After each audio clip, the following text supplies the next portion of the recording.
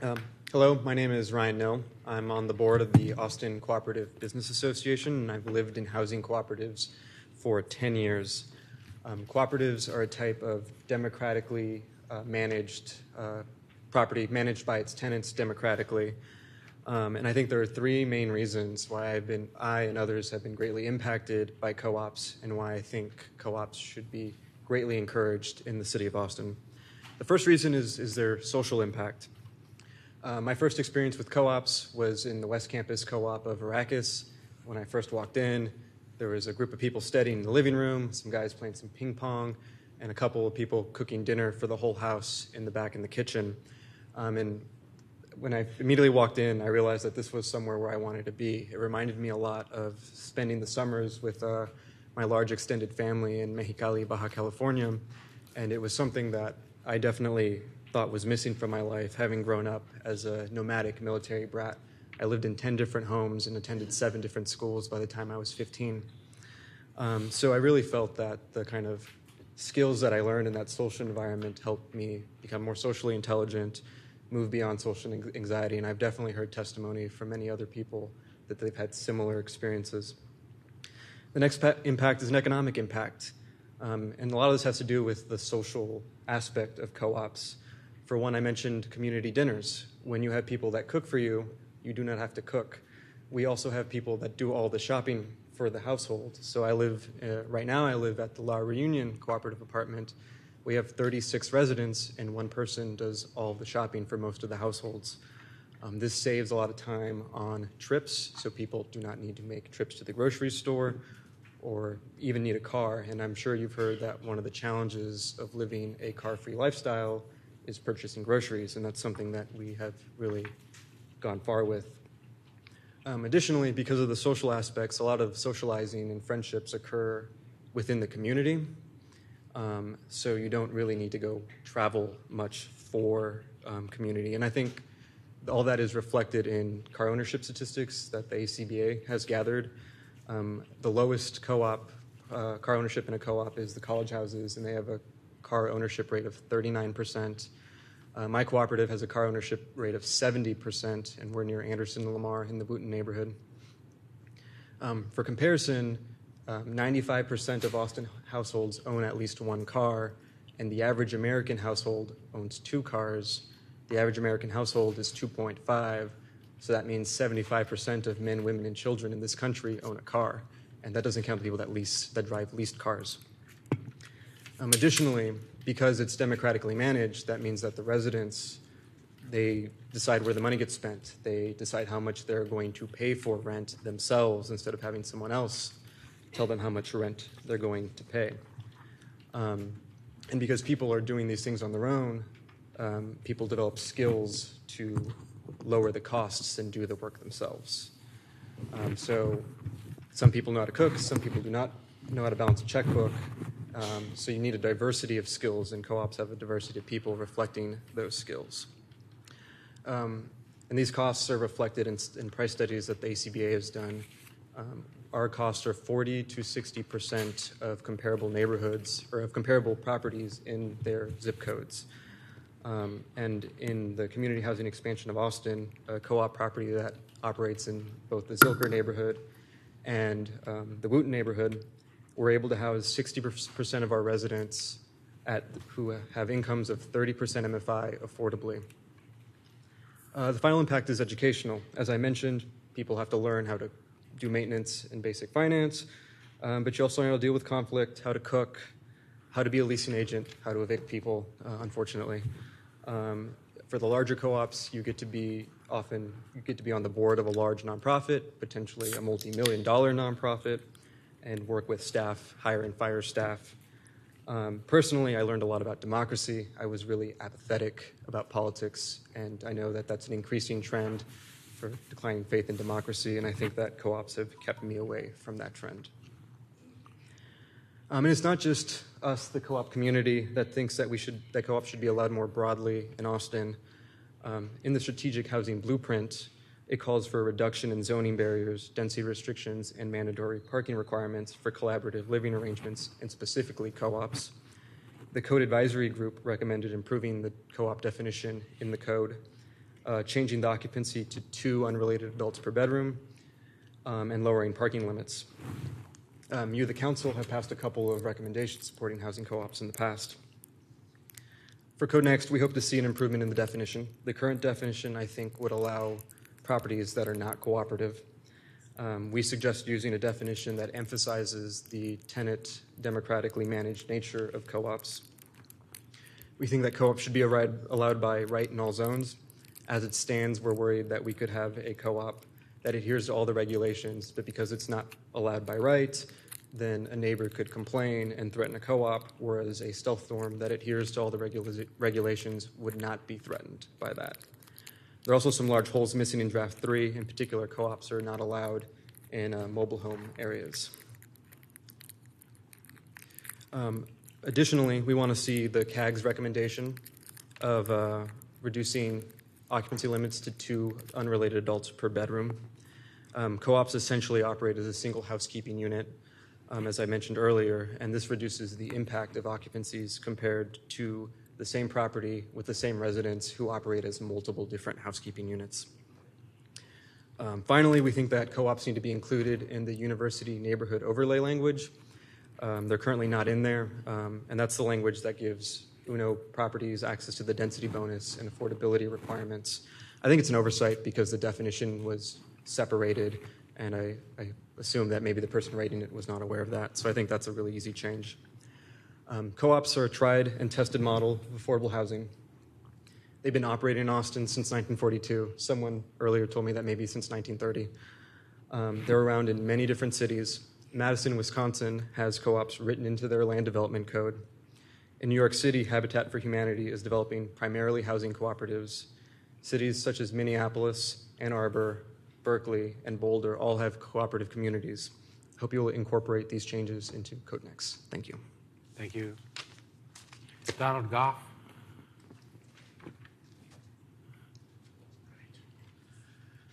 Thank you, Council. I'm Donald Goff, and thank you, everyone, for giving up your Saturday here. It's very much appreciated. I probably won't take all 3 minutes. I just want to go big picture about the cooperative thing. We've heard a lot today about how CodeNext is not going to do anything to help with housing affordability. I think I heard that a lot this morning, particularly. But I want to point out that co-ops have been quietly doing housing affordability, exactly housing affordability for years. Ryan kind of said very quietly that we're 40 to 60% of market rate. I think that's an amazing number. We have a unit, whether it be a large house or a apartment, and have people paying half the rent that the people next door would be paying. That's a really good success story, and I want to make sure that CodeNext allows for more co-ops in more places. It's the kind of thing that will grow up if we just have fertile ground for it, and we will grow them for you. So, the other cool thing about co-ops, Austin being the most economically segregated city in the country, something we've all heard about, probably council is aware of. Co-ops tend to span multiple income groups. That's been my experience. I've lived in 2 different ones, the Sona Co-op and Lowry Union Cooperative that Ryan mentioned. And we had folks who were high-tech professionals, and we had folks who were retired living on Social Security, which you almost can't live on, but they were doing it. And the co-op system helped a lot with that. In addition, they tend to be multi-generational. We had a lot of older folks who are, difficulty getting to the store, difficulty, carrying out maintenance tasks and stuff like that. The community around them helps. So I just want to make sure that co-ops are an important part of Austin. They could be a much bigger part in providing affordability to Austin. Just want to make sure that CodeNext is going to help that happen. I appreciate it. Thank you. Thank you. Beth, Yvonne, and you have time donated from Carol Lilly. Is Carol Lilly here? She's not here. No? What? She's not here. All right, so you have 3 minutes. Hello, Council. Thank you for hearing our thoughts today. My name is Beth Aving, and my home is Rosewood Cooperative in District 1. In housing co-ops, the residents have the power. We make decisions through democratic voting, we pool resources, and we operate at cost. The result is a rich, affordable, empowered community filled with folks of mixed demographics and backgrounds. Our rent is half of the cost of the properties around us, as you've heard.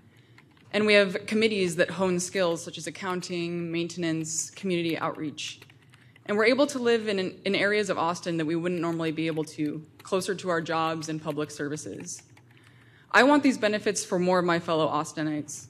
I've lived in co-ops for 7 years, and it's been the most formative aspect of my life. Co-ops allowed me to minimize my college debt, gave me experience that helped secure several jobs, and provided me with a continual network of friendship and support. But this prosperous way of living is now threatened by CodeNext, largely due to something as simple as an ill-fitting, inaccurate definition which doesn't reflect co-ops as they currently exist.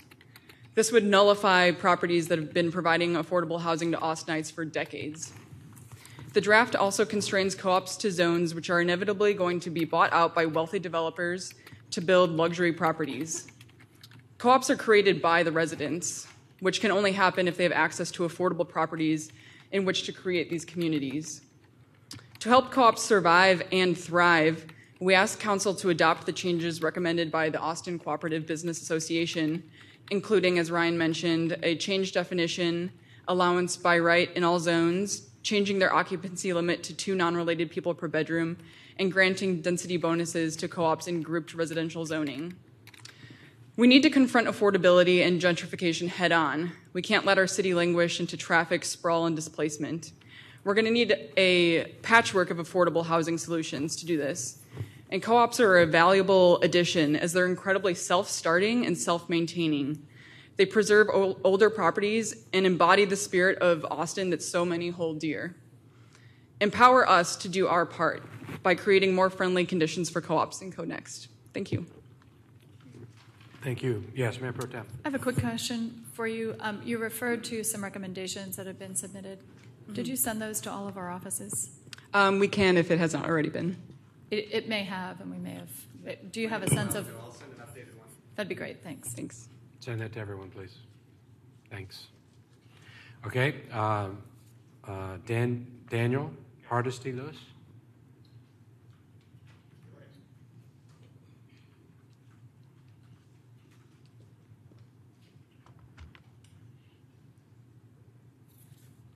Okay, so, all right, PDF's coming up, but that's not necessary for the moment.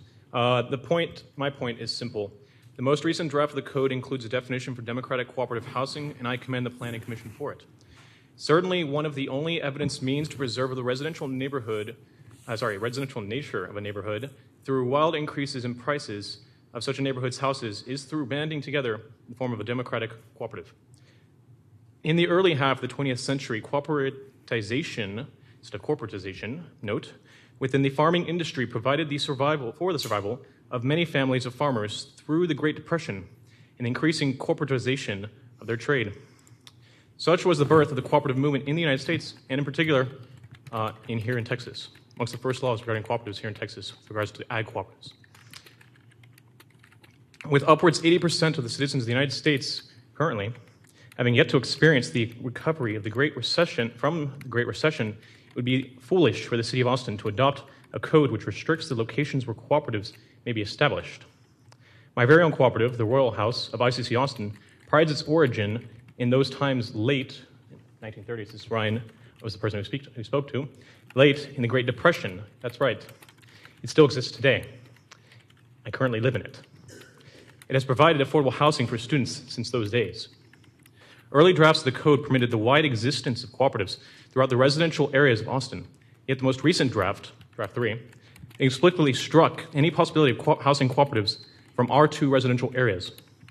I advocate for the possibility of democratic housing cooperatives throughout the residential areas of Austin. I believe, and I know from having witnessed it in other cities such as Boulder, Colorado, that the cooperative house forms a robust basis for a model of affordable housing for the city's families, in particular for those who do not find themselves in the upper echelons of income. Allow the city's residents the option of the cooperative in whichever residential area they please. Do so that today's residents may weather the lingering effects of the Great Recession, many of whose residents have yet to see, and weather the city's changing affordability landscape, and do so together. Help prevent the increasing corporatization of Austin's housing. Cooperatives will allow current residents and current families to do so, just as they have been since the Great Depression, just as they are currently in the last ends of the Great Recession. I myself am recently engaged and have begun considerations as to the appropriate long-term housing for this, my family, and its potential family members. We have concluded that cooperatives is an ideal model for it. We have concluded that cooperatives are an ideal model for it. Will you? The majority of non-student cooperatives in Austin find themselves, and here's where this point comes up, in the previously mentioned R2 zones. You may proceed through them. I included all of them, not just the ones that were in R2. Continue, please. I assure you that the vast majority of non-student housing cooperatives throughout the United States find themselves in residential neighborhoods as well. Thank you for your time. Yes. It was the last line anyways. Thank you. Good. Is Laura Evang? And then Hannah Frankel. 3 minutes. Hello, and thank you, Council, for sharing your Saturday with us. My name is Laura Abang. I currently live in a District 9 co-op and have lived exclusively in co-ops since I moved to Austin 3 years ago. As a passionate proponent of cooperative living, I'm here to ask that the Council takes up the recommendations given by the Austin Cooperative Business Association, as mentioned, including creating a more accurate definition of cooperative housing and changing the occupancy limit. Under the current language of CodeNext third draft, over 90% of existing co-ops in Austin would not be allowed. We ask that the zoning be expanded to be allowed by right in all zones, including R2 zones, where many Austin co-ops already reside. As the communications officer for my co-op, I field housing inquiries from the community, and there's not a week that goes by that I don't receive messages from folks looking for a co-op to live in. My timing was incredibly lucky, and I'm so grateful for securing my spot in my co-op. Living there has been such a formative and empowering part of my life and is the only way I'm able to afford living centrally. In fact, my co-op is 60% or so cheaper than the rental rates of surrounding properties in Bolden Creek. We also enjoy countless other benefits like sustainable living, democratic governance, and shared resources. Co-ops are truly are a community-based, affordable housing option in line with Austin's progressive values and history. It can also be an important piece to Austin's housing crisis solution. My co-op has been around for almost 40 years, living harmoniously in our residential neighborhood and providing empowering, affordable housing for hundreds of Austinites. There is such a stark scarcity of open co-op spots for Austin adults currently, and it saddens me to turn down those folks each week that message me.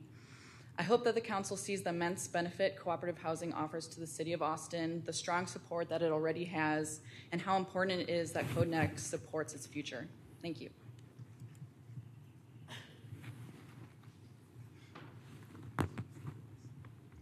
Go ahead. Hello, honorable council members and mayor. Thank you for spending the Saturday with me.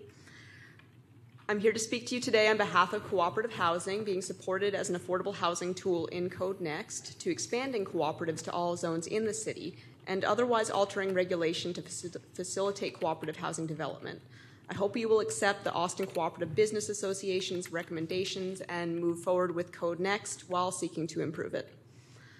I've lived in cooperative housing for 10 years, and I'm a co-founder of La Reunion Cooperative, a multi-family apartment-style cooperative in District 7, near the intersection of Anderson and Lamar. I pay $445 a month, which includes my groceries, 7 hot meals a week, and an amazing community. My cooperative is considered deeply affordable by HUD standards, as it is affordable to those earning less than 25% of area median family income. To make sure our units reach those who need it, we accept Section 8 voucher holders and prioritize applicants with Section 8, as well as those with our nonprofit partners, which include ECHO, Caritas, Safe Place, and Front Steps. I love living in a community that is diverse in race, age, and income. I live in a neighborhood, and I believe I belong in it. I live in a multifamily building. I may never be able to afford a home in Austin, and I think I still deserve to be considered as a long-term stakeholder in the neighborhood. When starting my career as a social worker, my affordable rent allowed me to work for nonprofits I cared about with nonprofit wages. Now in my work in clinical mental health, I'm able to offer sliding scale rates and take insurance I would otherwise not be able to rationalize working with if I didn't have an affordable home. I believe mental health is important, and I'm glad that I'm in a position to help those who have trouble affording it. As a small business owner, living in cooperative housing has allowed me to launch a practice before the age of 30, something out of reach for many paying a higher proportion of their income in rent. As a citizen, managing my co-op taught me a commitment to the democratic process and a desire to contribute in other ways. I've served as a city commissioner for 2 years and was recently termed out as vice president of my neighborhood association, where I was instrumental in getting more than $80,000 of park infrastructure built. Again, I believe I belong in my neighborhood. As a person, my cooperative community has supported me through some of the worst times of my life, and I am so thankful for it. All in all, I believe I've got it pretty good. Lucky me, right? I think most of us in this room have it pretty good, and we have an obligation to not be selfish, to pay forward our good fortune by making policy choices that offer the most good to the most people. I'm here in support of easing the development of cooperative housing standards and regulations, because if we don't develop proactive approaches to affordable housing, we will lose most of our existing affordable housing. There's a lot of research, data, and history to suggest that cooperatives should be one of the tools to address this, which I and we are happy to provide. Cooperatives operate by self-management from their tenants, eliminating overhead and allowing cost savings and stability in rents and policies. As you've heard from several people, we pay 40 to 60% of the rental rates of surrounding areas. You all have an open invitation to visit us for dinner sometime if you'd like to see what all the fuss is about. Thank you. You guys were great. Thank you. What great modeling. Okay, let's pick